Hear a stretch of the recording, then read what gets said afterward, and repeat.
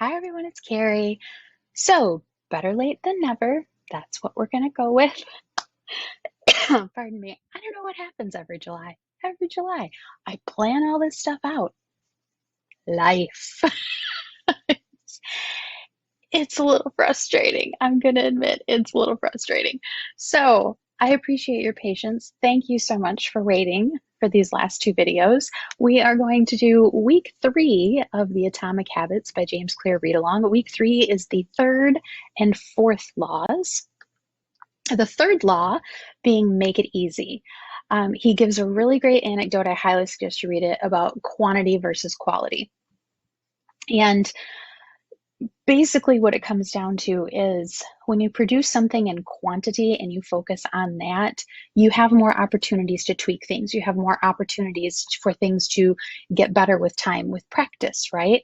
If you are always striving solely for quality, you can get caught up in the idea of perfection.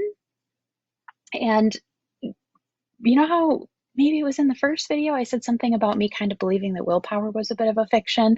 I kind of feel like perfection's a bit of a fiction too. If we're constantly, and I'm super guilty of this, by the way, unless something is going to be perfect, I find myself not wanting to do it. So it's almost like I talk myself out of trying things or doing things because I feel like they're not going to be perfect. And it's like I want everything to be perfect. And that's not logical. That's not really attainable. I would be far better off going for quantity, right? So quantity is all about repetition. Quality is more about details. And then he talks about motion versus action. So motion is something that a lot of us do. That's the process of getting ready to do an action. So getting bogged down in the details is motion. Quantity is repetition. That is action. And I've found myself doing this, like planning things. I love to plan things. I love to organize things. So if I'm planning a project in my planner, I can get super involved in planning it, right? But then the actual execution of the project, of those action steps, I'll spend more time getting bogged down in the planning. And that also tends to feed into my want for perfection. And then I don't get the project done, right? He also discusses how repetition causes interactions between neurons to become more efficient, and that causes our actions to become more automatic. So the signaling that goes on between neurons when you're repeating an action, it becomes easier every time, right? So when you're repeating a habit action, it becomes more automatic over time because the wiring between those neurons that are firing when you're doing that action becomes more efficient as you go. And then he talks about the law of least effort. And basically what this says is our brains, remember we talked both in the first and the second week, if I remember right, about our brains try to maintain bandwidth whenever possible, right? Our brains will always want to follow the path of least resistance. I try to look at it like water.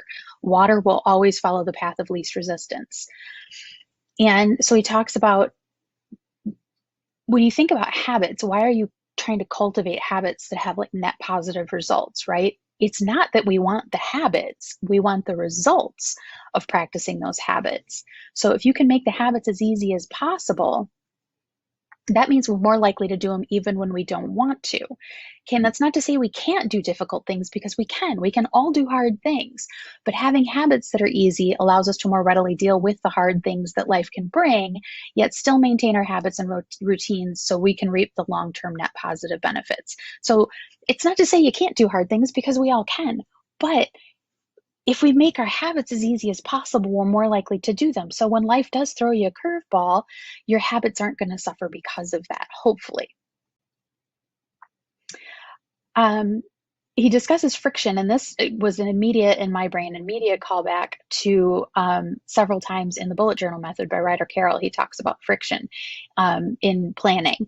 And this is something I'm super fascinated with, and we'll be talking more about this in the future. But he talks about one way to make habits easier is to reduce friction as much as possible. And one of the examples he gives is back in chapter 6, we talked about environmental design. We talked about organizing your environment to be conducive to, say, work, right? So maybe you leave your phone in the other room. That's at your desk, you work. You don't do anything at your desk but work. You don't try to work at the couch because the couch is for relaxing. You work at the desk, that kind of thing. Making things easier for your future self is another way to make habits easier. So this is the idea of future you. And I had not heard it worded like that until, maybe a handful of years ago, but it's true. Like, what can I do in the evening, let's say, to make the morning easier for future me? So I can prep for breakfast the night before. I can prep my stuff to leave the house for work or school the night before. I can get, my clothes laid out the night before. Whatever the case may be, things that you can do in advance. Your future self is more likely to follow through on the habits if there's no prep work involved in the moment, right? That's going to help you just do those things on autopilot. And like many things he talks about in this book, this also works in reverse. If you make it difficult to do things that are habits you're trying to break, you're less likely to do them because they're not easy to do. So if you have a habit of like maybe mindlessly scrolling through your phone, maybe you just leave it in a different room. Maybe your phone just stays like on your nightstand or whatever the case may be. Maybe you're trying to change what you eat. Don't buy the food that you're trying to stop eating, right? I realize I'm simplifying it, but I think you get the idea. Make the habit difficult, and then it is easier to break that habit. Then he talks about the 2-minute rule. And this was fascinating to me. Any new habit should only take 2 minutes to do.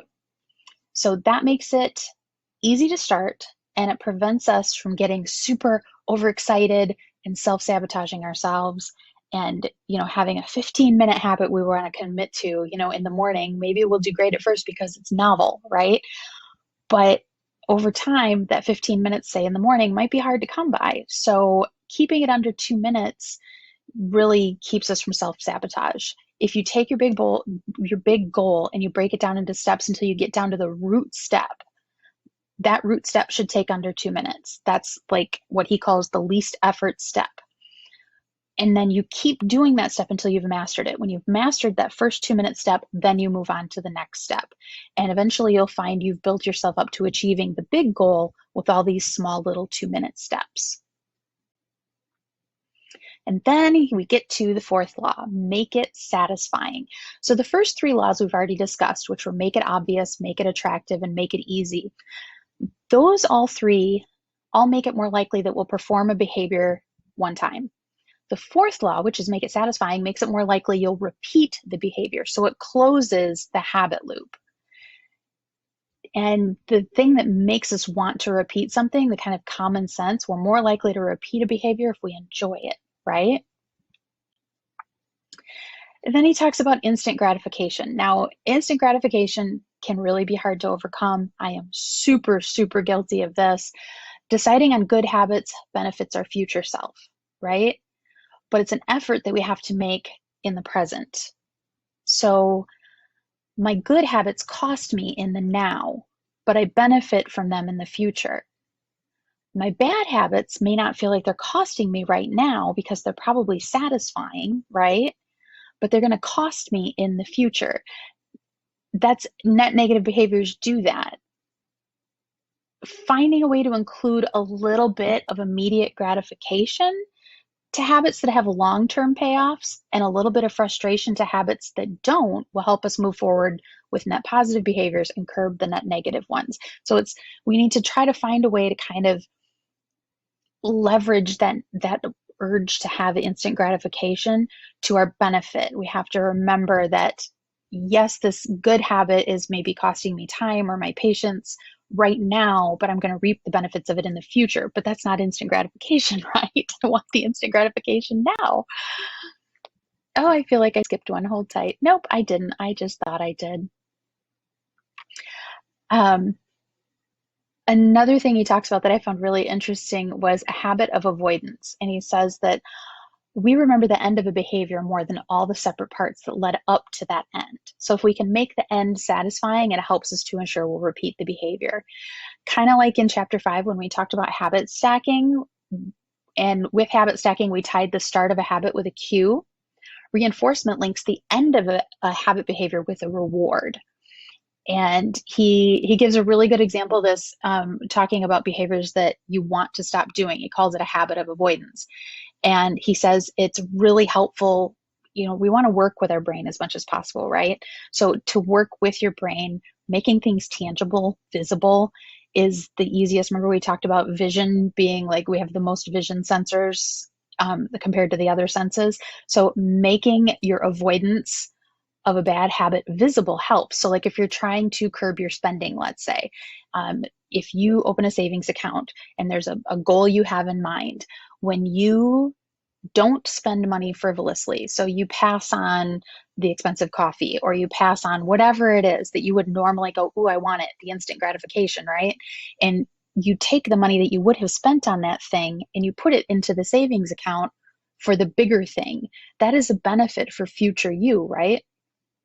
You want to try to link the short-term reward with the person you're trying to become. I want to be somebody who, has X amount of dollars in my savings account. I want to be somebody who, whatever, that goes way back to the beginning of the book about what kind of person do you want to be? And making it visible, our brains like that, right? So that is it for this section of the book. That is laws 3 and 4. There's a lot more in the book that I'm going over here. I really hope you guys are enjoying it. Please feel free to chit chat down in the comments and whatnot.